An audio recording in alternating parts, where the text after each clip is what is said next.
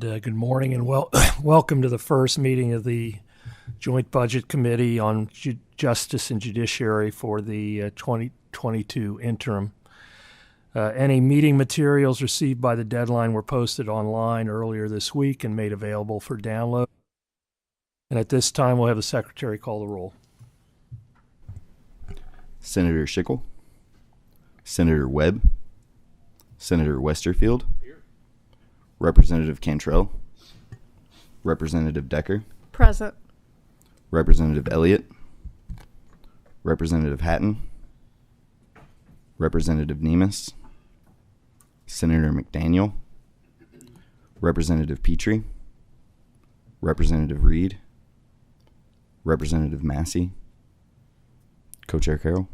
Here. Chair Fisher. Here.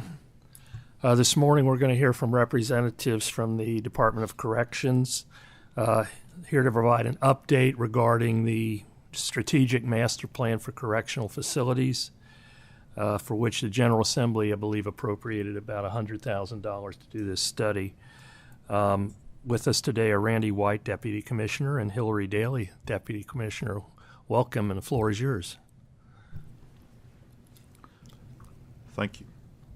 Members of the committee, thank you for having us this morning. We've been asked to speak about the planning or preparation for the strategic plan for correctional facilities that was included recently in the recently enacted budget. House Bill 1 of the 2022 General Assembly included a general fund appropriation in the amount of $100,000 in fiscal year 23 to support a 10-year master strategic plan for the Department of Corrections correctional facilities. Areas of focus include each prison facility as well as the system as a whole, and involves operational objectives, capacity, services, priority rankings of repair, maintenance, and new construction. This report is due to the legislative body by July 2023. This morning we plan to share with you our approach for this strategic plan. It is our intent to have this strategic plan to the body prior to the deadline. So as we received the House bill language, coinciding with that, we received an increase in funding for our capital construction needs within the department. So at the two projects parallel, as soon as we received the appropriation for the capital construction funding, I initiated assessments and walkthroughs of our 12 of our 14 state facilities. So basically what I've done is walk through each facility myself with the chief engineer and with the maintenance branch manager. And we've taken a look, an in-depth look at the maintenance needs of each one of our facilities so that we can decide what is going to need studies, what we can enact a project for sooner than later. And what we're looking at is significant studies and significant projects over the next 2 years. All of that work will be reflected in the strategic plan that we submit to you. And the projects that we have to set up could include security electronics for the prisons, replacement of HVAC systems, boilers, steam pipes. It runs the gamut. And again, we have 12 prisons that are state operated and state funded. 2 of our prisons are private owned prisons. One we operate, one CoreCivic operates. We're not so much worried about that. They take care of their maintenance needs and their funding for capital needs within those prisons. An additional step that we want to take as far as maintenance needs and the strategic plan for the prisons is what we call mapping. Mapping is a way to establish lifelines or lifespans of systems within prisons. Some systems are well beyond their lifespan or they're approaching their lifespan. So what we want to do is establish mapping for roofs, HVAC systems, boilers, security electronics, all those things that make up a prison.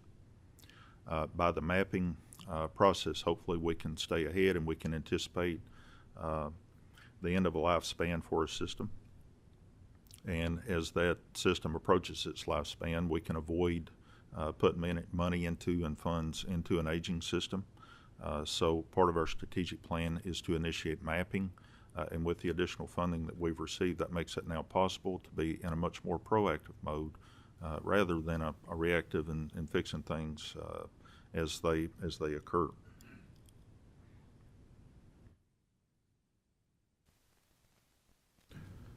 An additional step that we are taking is to consider adding additional positions to our capital construction branch. With all of the studies, with all of the maintenance needs that we're considering and taking a look at, with the additional funding, many projects are going to require studies of our facilities. The studies will enable experts to come in and tell us what the scope of a project might be. When we're looking at $1 million to replace an HVAC system, we have to have the experts to tell us what that is going to look like, product availability, lag time for products, and so forth. We're adding additional positions to our capital construction branch so that we don't stretch our staff too thin, and we can conduct these studies appropriately and get them done in time for us to enact the projects within the budget cycles.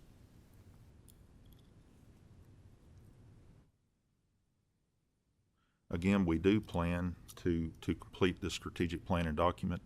The additional funding that was approved along with the strategic plan has to be language is appreciated.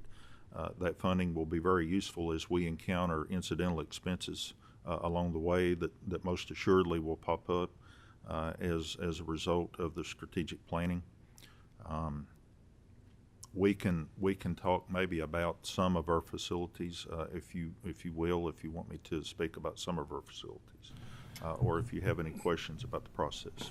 Yeah, just one quick question. How much was that capital construction, that extra capital construction appropriation?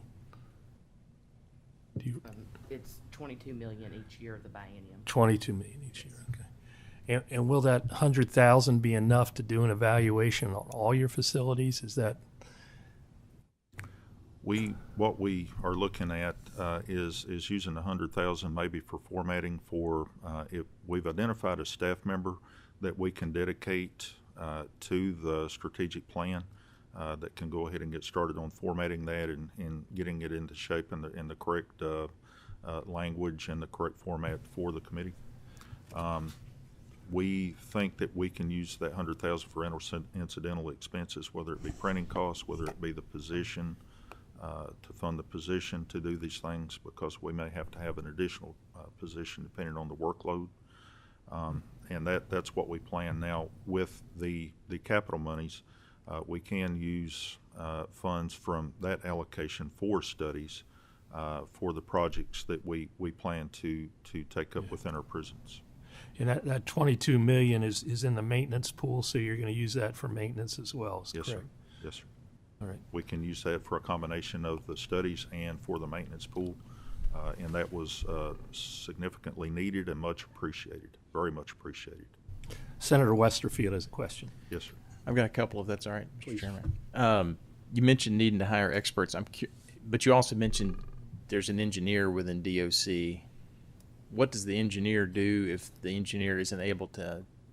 I guess I'm curious why you need experts. I don't know what kind of staff complement the agency has in the way of engineers and maintenance folks. Within our capital construction branch, we have construction superintendents.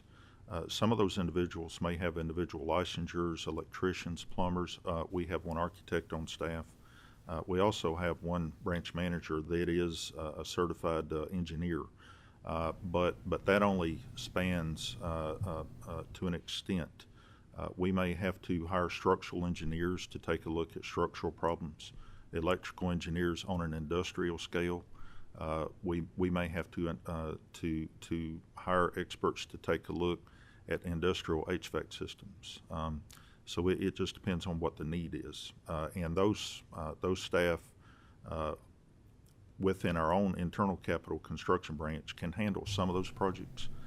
They can handle some of the architectural workups of projects. Some things they can advise us on, but some things are simply out of their scope and they're not qualified or certified. So then we would have to hire out an expert to come in and to take a look and to advise us on what the scope of the project might be and an associated cost of the project.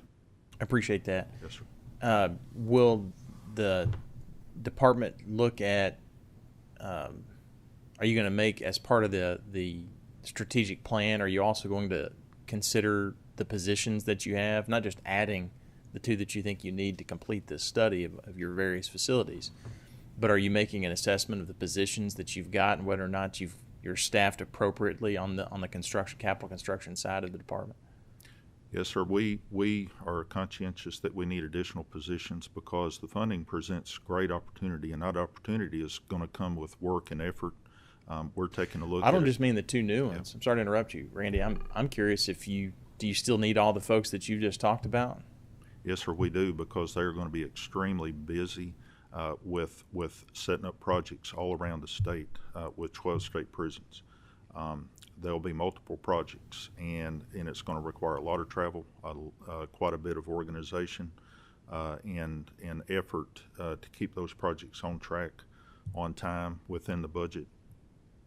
So those projects will be tested out, and what we're trying to do is be more efficient with the staff that we do have, so that we don't overextend them, because if projects get off track, then we experience delays, additional costs. We're going to try to quantify within regions or within type of projects. For instance, I don't want to have one staff member assigned to a roof in Western Kentucky and then traveling and trying to waste time assigned to an HVAC project in another part of the state. We're going to try to regionally quantify them. As long as they do the projects in that order, I'm cool with it. Yeah, yeah. So we're going to make rhyme and reason, and hopefully with adding additional staff, we will be able to attract some additional qualifications and certifications from the industry in the field. The one that made me think of the question is that you said you've got an architect on staff. Yes, sir. And I'm certainly, as a lawyer, not an architect. But my very rudimentary impression of an architect is someone who has obligations or duties on the front end of a project, and we're not in the middle of building any new facilities. So I'm wondering whether or not, with all due respect to that architect, who I'm sure is very capable and a very nice human being, I'm not sure, I don't know what they're doing all day. The particular architect that we have on staff, they are designing projects within the scale and the scope of what their certification is. We may have to add additional fencing to a prison for additional security. We may have to draw up a different roof design to replace a roof, and that particular architect has saved considerable funding for us this year. Okay. And they've had multiple projects. Fair enough. Yes, sir. And the last question I had, if I can, Mr. Chairman, Please. thank you. You mentioned the total, but I didn't catch. It was $22 million in each year of the biennium, but I didn't know if that covered everything on the list or only the most severe. And I don't know that you spoke to this, but in your strategic plan, are you categorizing the things that are mission critical versus things that don't gotta have, but we wouldn't mind having, sort of things? What does the $22 million or the $44 million cover? That is going to cover mission critical, HVACs, boilers, security electronics, within prisons, the things that open the doors and the computer programs that operate the doors. And just in the 12 or in the 13 out of 14? Because you said we've got 12, but 2 are privately owned. We're running one of them. Yes, sir. Are we responsible for any repairs on that one? No, sir. They are the contract organization is responsible as landowners For both of those? Yes, sir. Is it the same organization that has them both? Core Civic. Core Civic, that's what I thought. But the 44 covers mission critical for the other 12. It's going to cover mission critical, and in my instructions and what we have discussed is what we need, not necessarily what we want, but what we need. We may have to, and it can. The projects can be a wide array of projects, from painting a water tower that is very rusty at the Eastern Kentucky Correctional Complex to a new roof at Western Kentucky, maybe steam lines. It is what we feel could fail, what we need to spend money on now to save maintenance and repair and upkeep costs later. We have aging HVAC systems, aging boiler systems. And we want to go ahead and take a look at the lifespan and replace those before we have a complete failure of those systems. Sometime, not now. I know you're familiar with several of the facilities, personally familiar with several facilities within the department, if not all of them. But I wouldn't mind if you all would share, at least with me by email. I'd like to know the ages of each of our facilities. Yes, sir. We've compiled that data as part of the strategic plan as well, and we can Excellent. share that with you. Yeah. Thank you. And Thank you, one Mr. last- Chairman. Thank We- you. Yeah, just for the record, we're looking at the budget along with that 22 million a year in the maintenance pool. There are specific projects that are also funded. Separate and apart, in Set- addition to the in 20. in addition to the 20, the total in this budget is $304 million for various projects, That is substantial. including the Little Sandy Correctional Complex expansion. That's going to go forward this year? Is that, or in the next 2 years? Is that what the expectation is? We've been working with the architectural firm to design the expansion of the Little Sandy Correctional Complex, and from our awareness of the project and the progression of this project is that soon we'll be putting that out for bid for a construction firm. How much of that budget is allocated? How much of that 300 million the chairman was just mentioning is headed to that expansion? 106 million. Thank you. Thank you, Mr. Chairman. Thank you. Senator Carroll has a question. Yes, sir. Thank you, Mr. Chairman. Along those lines, and looking at the various facilities that we have, do we have any that we're getting close to the point to where investing additional dollars is not fiscally responsible, that facilities at the end of the life cycle? Currently, the Kentucky State Reformatory's mission is being considered to move to the Blackburn Correctional Complex on the grounds of Blackburn, and we're looking at building a new facility there. And there's a couple of different reasons for that. It is to displace staffing vacancy rates to an area we think that we could stay better staffed. The Kentucky State Reformatory is a prison facility nearly 100 years old. It is. Yeah, it's becoming very, very expensive to operate. There comes a time when the maintenance needs exceeds our ability. It exceeds economics, and some things just can't be repaired without starting over. So we're looking at decommissioning that prison, or mothballing that prison, or potentially reallocating that prison for a different purpose. And that's no secret. Those plans are in the process right now. 9 of our 12 state prisons are over 40 years old. Most significant is the Kentucky State Penitentiary, which is 134 years old. It was designed in a different century, American Gothic architecture, and the staffing and the resources required to operate that prison is just very expensive. Senator Westerfield? Thank you, Chairman. Eddyville is one I'm certainly most familiar with, the state pen there. But I didn't know that you all. That's a fascinating bit of news, and I didn't realize that you were considering that. But I'm curious, how in the world would you go about doing that? And I'm not disagreeing with the need. At some point, you're 100% right, regardless of the historical or sentimental value or whatever.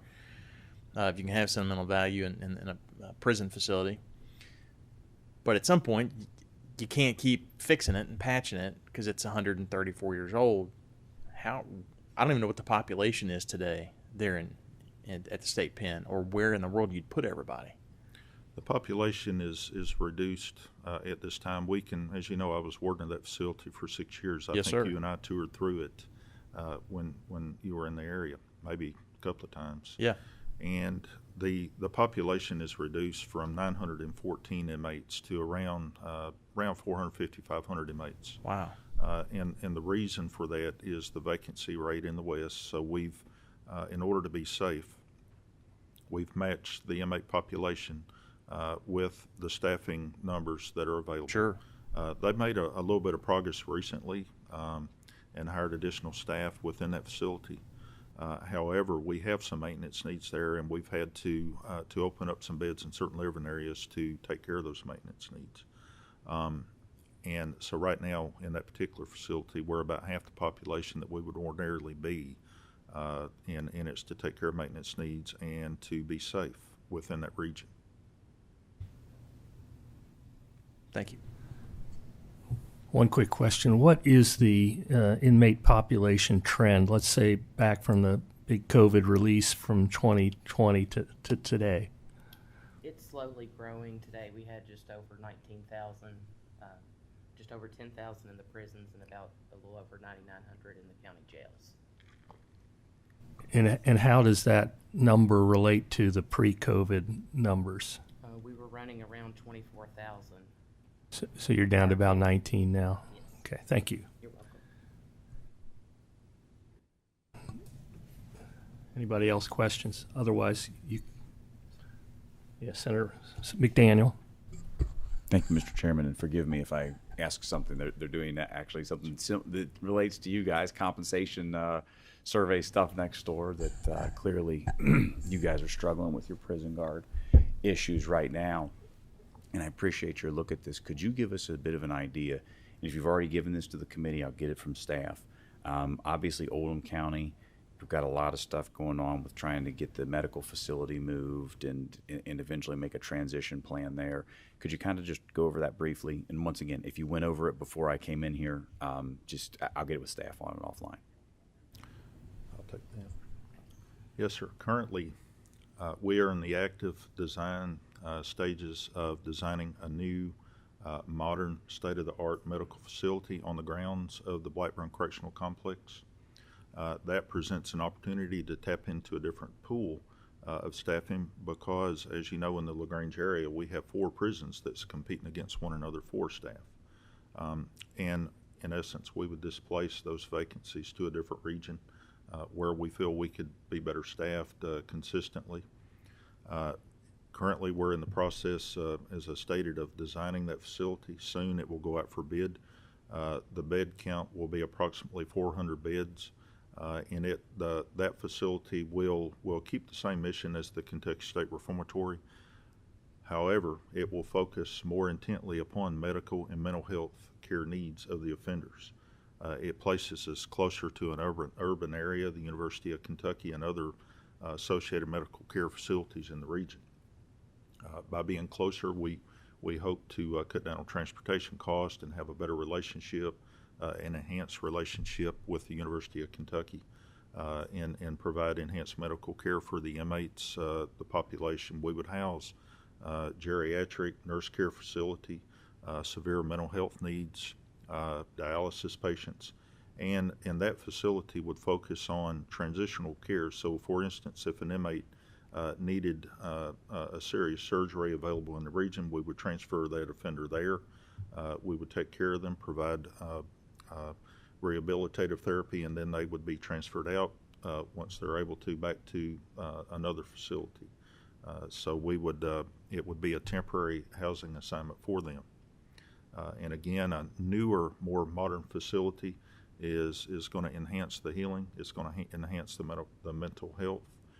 It's going to make it a better environment for those offenders that are healing or need medical services. We are getting ready to put very soon to put the job out to bid for a construction firm, and we anticipate it could take a couple of years to get that construction completed. It'll be a large facility, single story, single occupancy, not a lot of stairs. We'll have a small population of general population inmates to cook, clean, do ancillary services, where maybe the medical and mental health inmates will not be able to perform those services. Once we begin construction, then we'll start working on a transition plan. But most assuredly, we would find jobs for the staff members at the reformatory that wish to stay employed, because we've got 3 other prisons in the area, 1 in Shelby County and 2 more prisons in Oldham County. It would be a significant priority to the department to find employment for those staff members. If I may, Mr. Chairman. And I wanted to make mention of one more thing. If you just kind of file in the back of your mind, I would like to talk we can make this beginning of next year. I think that we, in working with the governor's office, we went pretty much and funded most of what corrections was looking for in terms of changing the physical infrastructure. We're working on the pay scale portion. And it's nice that this works out well for the offenders. My bigger concern is I want to make sure we've got a good environment for, as good as an environment as can be for the folks that work there. It's never going to be completely pleasant. You're going to deal with a lot of issues. But I'd like to talk, when we get into session, February, let's talk about this is where we're at exactly. And kind of, I think we tasked you guys maybe with an overall overhaul of the entire system. It's not going to be cheap. I recognize that. I think we all recognize that. But it's necessary for a combination of demographic reasons as well as corrections reasons. And so let's just have that conversation early next year so that we can start thinking about the next budget cycle after that rationally and move forward. Part of our discussions in the architectural buildup of this facility is colors, amenities for staff, having a much better environment, a place where staff would want to work and would want to be employed, and that was a priority consideration in our discussions. So it's a good point. Thank you. And that's the physical portion, but the other portion is clearly the employees and making sure that we've got the staffing levels is appropriate. I'd hate for us to end up with a bad situation, yes. And so just I don't want to let the financial tail wag the operational dog too much on this one. Understood. Thank you, Mr. Chairman. Senator Carroll. Thank you, Mr. Chairman. We've had a lot of discussions over recent years with vocational programs within the prison system.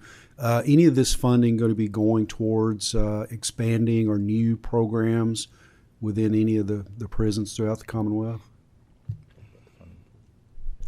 The capital funding, most likely not, unless there are areas where we can expand and improve upon the physical infrastructure for the programming space. But programming is, and vocational programs as well, a high priority for our department, and we have dedicated budget funds for both educational and evidence-based programming. Okay. Now, do we have like separate large facilities at any of the prisons that are vocationally based, that's their sole purpose that we've built in the last several years, or we just integrated smaller programs within existing facilities? Mostly we've integrated smaller programs in some of the facilities, but most recently we have had some success with public-private partnership, which doesn't necessarily cost a lot of money. With ECAMI, if you're familiar, if not, I can explain the Eastern Kentucky Applied Manufacturing Institute. Through grant funding from Kathy Walker in Eastern Kentucky and through Abandoned Mine Lands grant funding that she has secured, we're able to build a state-of-the-art facility on grounds at Eastern Kentucky Correctional Complex. So what this vocational school in essence will do is to train offenders to operate CNC milling machines and to program those machines. It's a highly skilled occupation and vocation, and it will be a vocational school that's going to be on grounds there at that prison. It costs the Department of Corrections nothing. As reported currently up in Paintsville, there's an ECAMI facility that's been in operation for quite some time, and employers, they have a 100% employment rate for their students out of that vocational school. And again, it's very, very technical. The jobs are in high demand. The salaries are very meaningful, high salaries, and we can have, in essence, offenders ready for employment before they leave prisons, matched up with potential employers. One additional benefit that we're starting to see from the PI program, Prison Industry Enhancement. It took a while to get traction with prison industry enhancement, and I think COVID set us back just a little bit.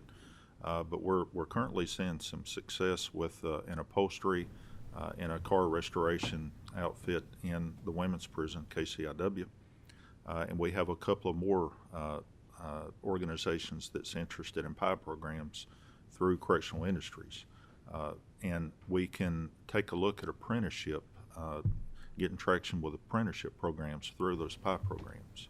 And in essence, the inmates get on the job training with those programs, and they can have an employer waiting on them whenever they finish their sentence within the prison system. Excellent. Thank you, Mr. Chairman. Representative Decker. Thank you. I'm going back just a little bit, and I'm sorry. You mentioned Shelby County briefly. Could you elaborate a little bit about how your plans will affect Shelby County? Shelby County is the, referencing that county, it's the Kentucky Correctional Institution for Women. That prison is 1930s era. It's got some new buildings and some new living housing buildings that houses inmates there, and it's also got a combination of older buildings. We've recently taken a look at some of the HVAC systems, some of the boiler systems there. While some of them are modern, they haven't been operating appropriately, and we've commissioned a study for the computer systems in some of those buildings. And also we've made a significant purchase and order of additional HVAC systems to go in some of the buildings within those prisons. We've recently put significant funding forward for switch gears, the main electrical switch gears going into the prison. And additionally, we're in the process of hooking up to MSD in Louisville for the sewer system. So that will alleviate us of the expense of operating our own wastewater treatment facility within that prison. Our plans are to keep that prison operational. It's a very well-run prison, and I was just through there about a week ago and walked that prison and spent considerable time there taking a look at the systems and the grounds. Is there any additional information that you would like about that prison? No, I appreciate that. Yes, We in Shelby County considered that prison a good community partner, actually. Yes. Very well run, excellent facility. Thank you. Yes, ma'am. Thank you. I have one follow-up question in my notes. You mentioned earlier doing a mapping system for lifespans for prison systems. What kind of prison systems are we mapping? The primary systems that we're looking at may be a system, or it may be a physical plant component. Most often we look at roofs. We got a lot of roofs within the prison systems, and where some of those roofs are getting some age on them. We've had some recent support with the Eastern Kentucky Correctional Complex, and I think that prison has a new roof on every building there. But there's other needs around the department, and it's better to understand the lifespan and the warranty of that roof, and to anticipate problems before we get into leakage, repairs, black mold. So we want to map those roofs.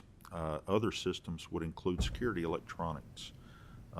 The components that open the doors, computer systems, 25 or 30 years ago, they may have been state of the art, but those firms, those organizations, those companies, they come and they go, they change ownership, they go out of business. What we're finding out is we'll have a good lifespan out of that security electronic system, but 30 years later you can't get parts for them, and nobody's manufacturing the parts, so we have to start over. And we want to take a look at the lifespan of those systems. HVAC systems, that is a priority. I think it's going to be 100 degrees today outside, and we want to anticipate problems if an HVAC system, whether industrial or some residential within the prisons, if they're approaching 25, 30 years old, we might as well go ahead and replace them rather than pour money into those systems and risk failure. Steam lines and boilers, those are other systems. And when we talk about heating or HVAC systems, it actually comprises a couple of components. Computer systems that controls it, as those systems are married into the fire evacuation and smoke evac systems. The chiller or the heater or the boiler itself, in addition to the ductwork that carries the heat and the cooling, cooled air out to the unit. So there's actually three parts we have to take a look at. And we want to understand the age and get a good assessment of where we are. Once we know where we are, then we can better predict what the cost and the schedule for replacement is going to be going forward. The additional funding will enable us to map those things to a much better degree, and we can perhaps be proactive. Sounds like a very prudent program. Do members have any other questions? Senator Carroll.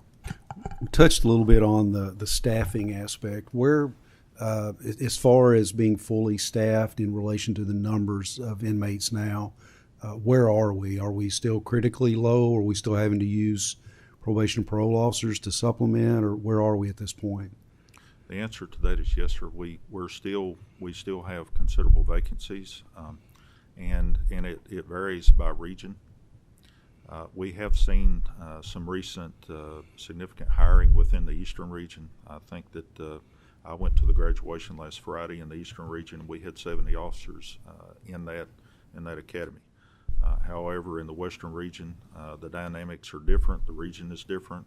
The variables affecting the prisons are different. So we still have some high vacancy rates. So we're using non-security staff to fill security posts. It is causing overtime. And we are using probation and parole officers. We have an excellent partnership with probation and parole, and we're using those officers to help us and to augment staffing and to stay safe within our prisons. What is the corrections doing as far as recruiting? I mean, what tools do you use to recruit prison guards? I know from having a law enforcement background, it's there are lots of aspects of law enforcement that you can highlight that are helpful recruiting tools. What do you all utilize? Are you trying to reach down even into the high schools to educate younger people about those careers? Not so much the high schools. We haven't had any activity in the high schools, but we do approach colleges. We rely heavily in the West with job fairs at Fort Campbell and to some degree Fort Knox as well, with soldiers that are getting out of the military. We've had some luck attracting very good staff members. We have to go and try to find where the young people are. They don't necessarily read the newspapers. They are on social media. Mm-hmm. And there are some techniques, and you have to be timely and catch their attention. There's been some techniques and success with tapping into social media with different sites. We've put up billboards. We have staff members whose sole duty is to travel around and hit job fairs and go to certain organizations to encounter the staff and to talk with them and to discuss employment. So we're beating the bushes and we're doing all we can. Any opportunity that we can try and find. Even the wardens are going out to different areas to try to recruit staff and to get them in. And we've had some success. The trick is to keep them once we get them. The trick is to keep them within the prisons and to make sure that it's a satisfactory and a safe job. Okay. Thank you very much. Thank you, Mr. Chairman.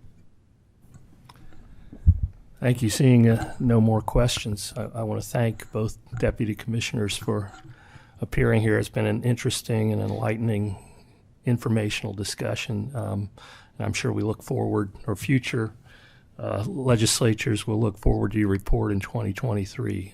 So thank you very much. Do I hear a motion to adjourn? So moved. Motion is second. We are adjourned.